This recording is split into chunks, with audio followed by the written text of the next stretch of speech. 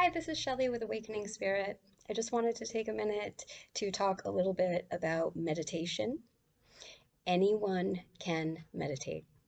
I hear people saying, I've tried meditation and I can't do it. And I'm here to say, yes, you can. Everyone can meditate. I was diagnosed with attention deficit disorder as a child. I am someone who is constantly up and moving. I have a very busy, active mind, and yet I meditate every day.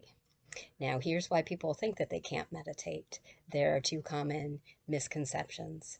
One is that you need to sit perfectly still for some sort of length of time. Not true. I sometimes will do meditations where I am doing a gentle movement.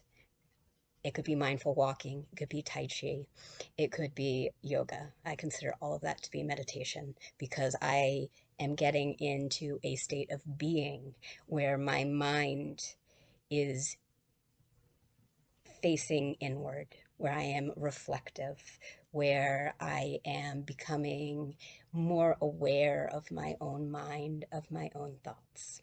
So that's number one. Number two, people think I have to get my mind to be quiet. If my mind doesn't shut up, I can't meditate. Not true. The goal of meditation is not to silence your thoughts or silence the mind. The goal of meditation is to realize that you exist beyond those thoughts. Thoughts come and go, and you are the observer of thoughts. It's a distinction that we don't usually pay much attention to. It's a very subtle one that I am the one observing my thoughts, not the one who is the thought. We think of ourselves as the thinker, but it's an important one because it allows us to detach.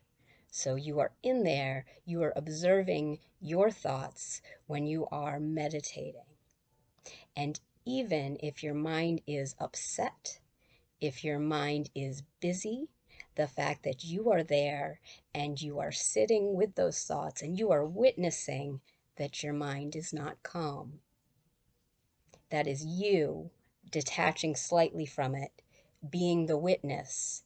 And over time, that detachment becomes a little bit bigger. There is more of an expansive awareness. You will notice it's not that you went in there and worked with the thoughts to solve any situation.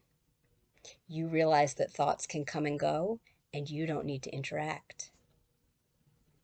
And that is the gift that meditation gives you. It gives you that space. It gives you that pause.